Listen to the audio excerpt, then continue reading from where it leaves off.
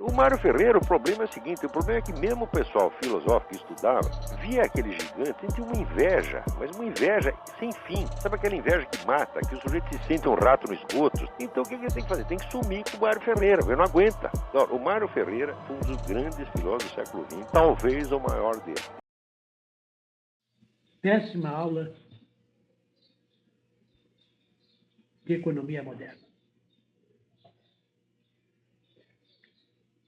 Vamos hoje tratar das trocas internacionais.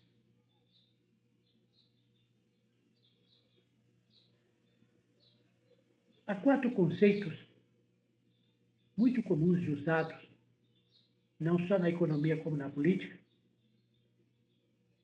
que necessitam que lhes demos um conteúdo claro.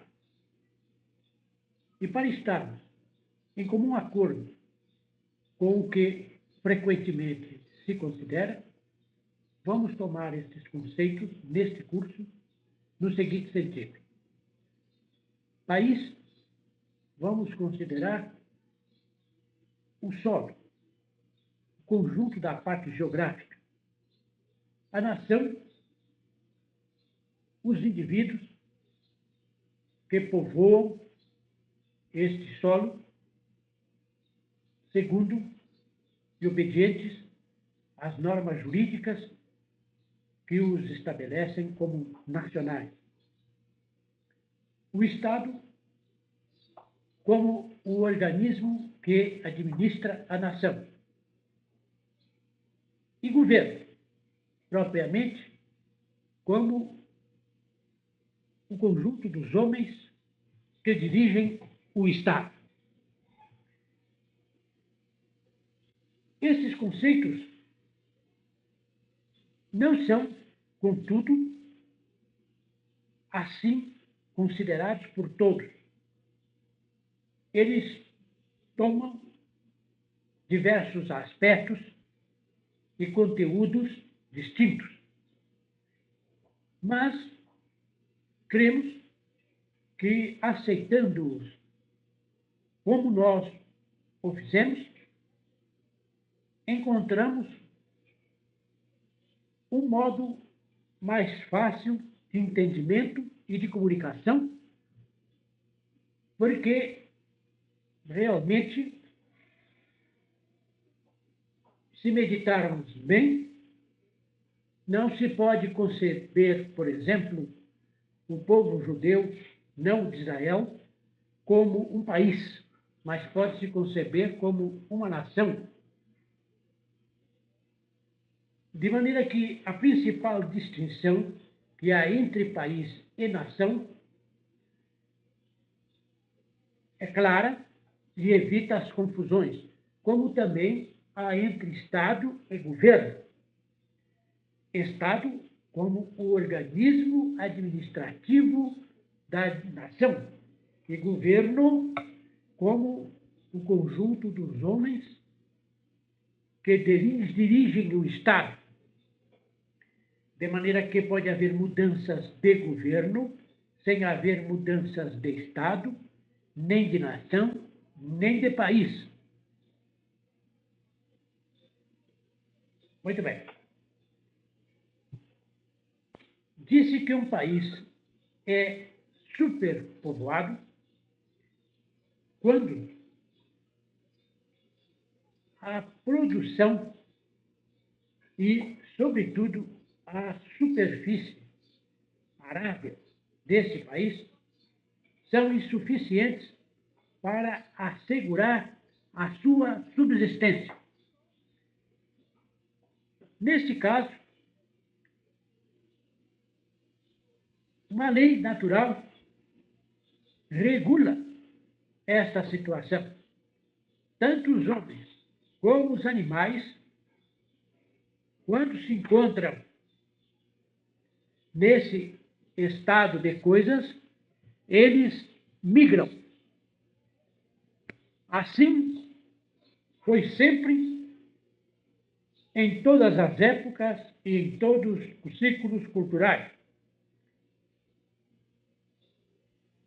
E sabe-se também que quando a explosão demográfica num determinado país cresce de modo a tornar-se difícil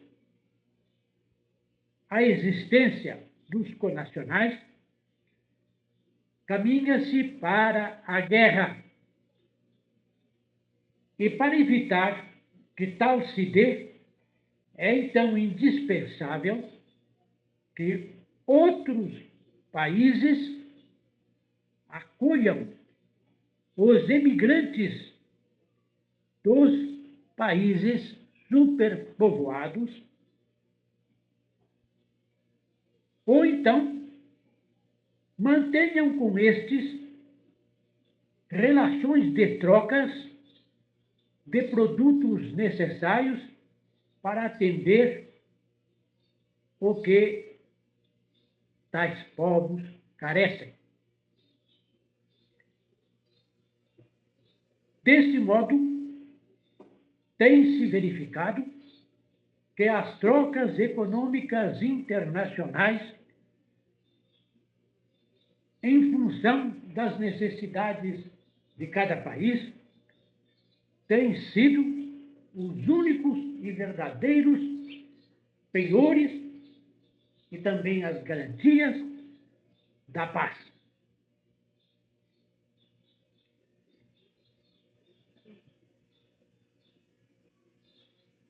Quando há um excedente de exportação, a nação que exporta fica naturalmente privada das mercadorias exportadas. Mas ela recebe em troca dinheiro, que constitui, de certo modo, uma inflação, porque seu estoque monetário tende a aumentar, enquanto que o seu estoque de mercadoria tende a diminuir. Manter uma balança comercial beneficiária, ou seja, em que mais se exporte do que se importe, na verdade, equivale para uma nação operar de modo em que ela beneficia ao vizinho e desequilibra a sua própria economia financeira. Esta simples verdade econômica, entretanto, não é percebida pelos economistas, porque todos, pelo menos os que conhecemos, afirmam o contrário, que um país deve beneficiar-se sempre nas suas trocas internacionais, esquecendo que, se tal se der sempre, haverá um aumento de cifras com uma diminuição de estoque de mercadorias, que, se não forem repostas, terá o papel inflacionário. No caso inverso, em que há um excedente de importação, a nação que importa, ela recebe um benefício usando as mercadorias que ela não produziu.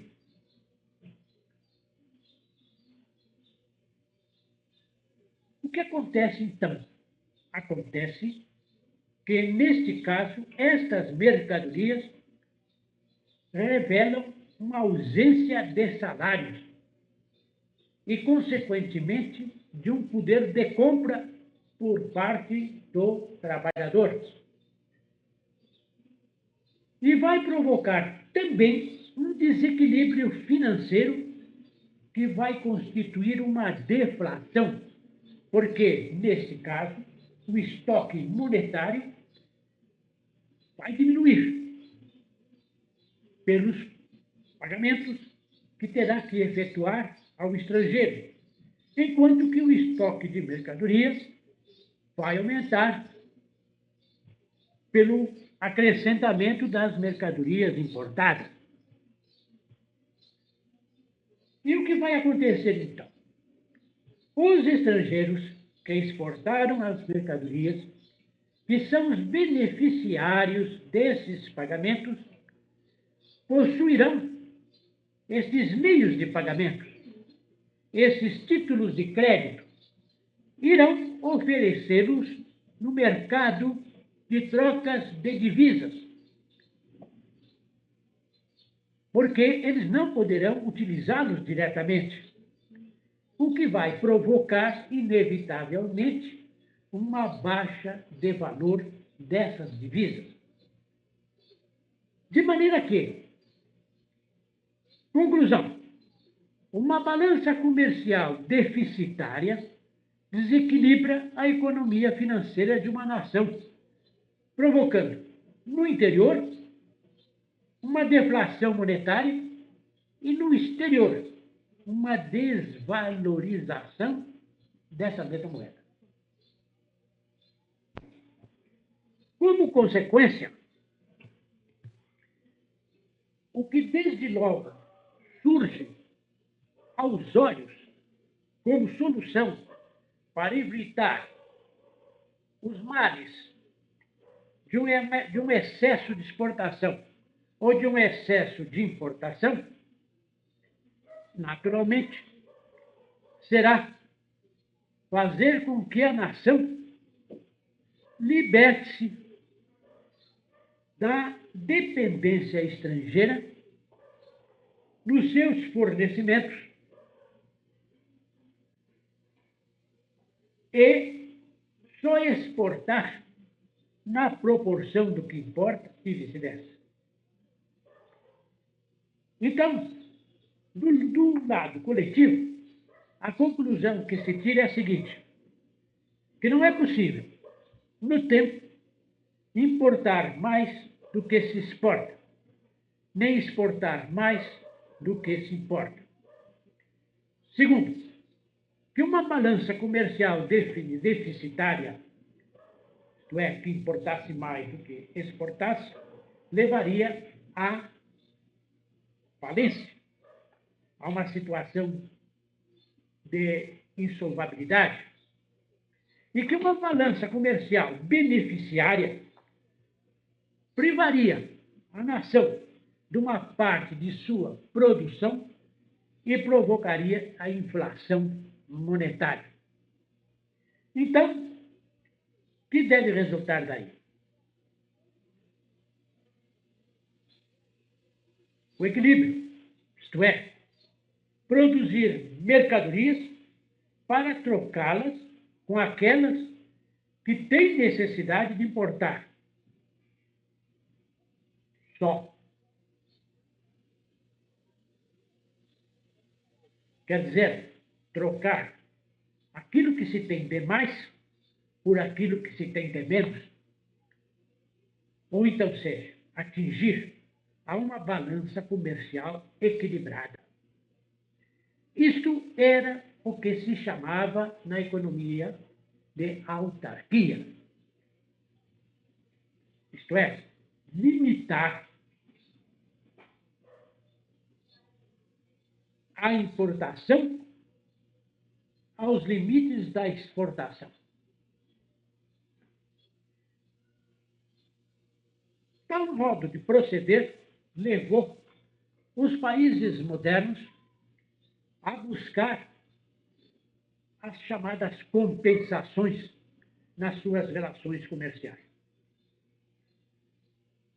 Por meio destas compensações, abria-se a porta para um volume limitado de trocas, porque, neste caso, dava-se tanto, recebia-se tanto.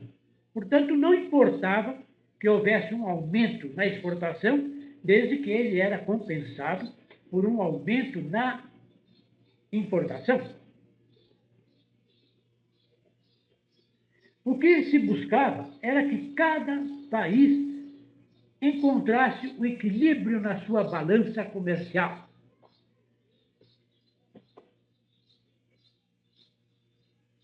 Este passou a ser um ideal na nossa época. Mas, infelizmente, nem todos os povos compreenderam assim.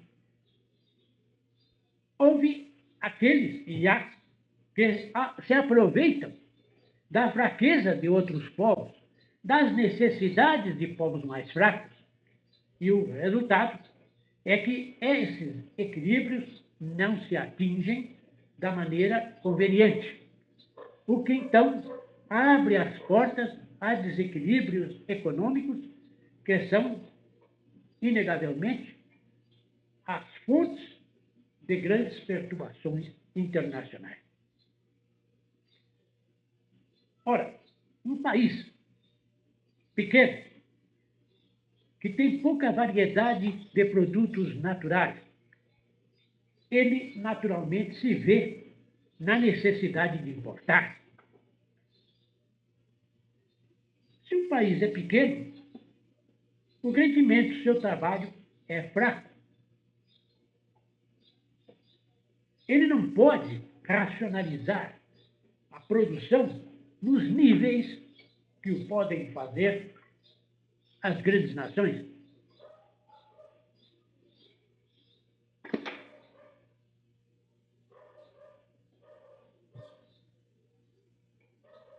Os preços, os custos de produção desses países mais fracos é inegavelmente mais elevados e não podem, consequentemente, enfrentar o dos países de grande organização industrial que produzem em série e que apresentam as suas mercadorias a preços mais baixos.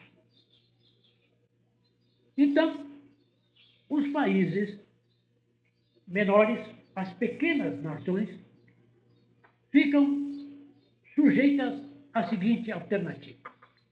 Ou elas reúnem-se entre si de modo a formar uma grande nação, ou elas se deixam absorver por uma grande nação,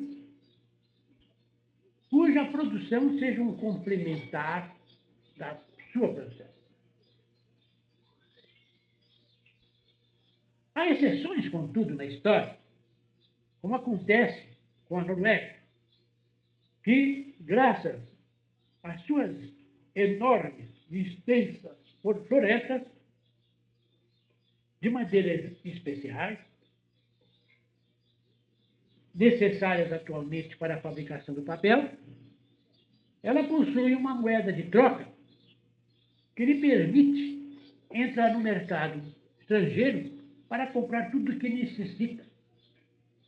Mas, e se amanhã surge uma descoberta que permite fazer o papel usando de uma matéria-prima de mais fácil acesso?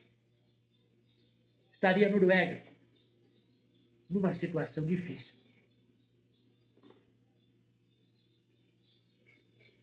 De maneira que essas pequenas nações encontram-se em face das grandes nações na mesma proporção que o artesanato se encontra ante o maquinismo da grande indústria.